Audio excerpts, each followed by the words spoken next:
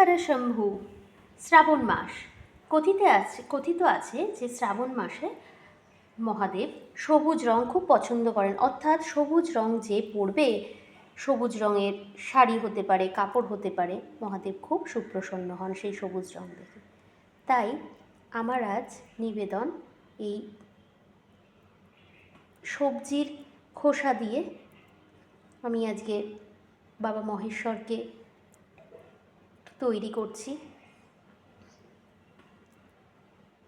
হর হর শম্ভু শম্ভু শিব মহাদেবা শম্ভু শম্ভু হর হর শম্ভু ওম নমঃ শিবায়।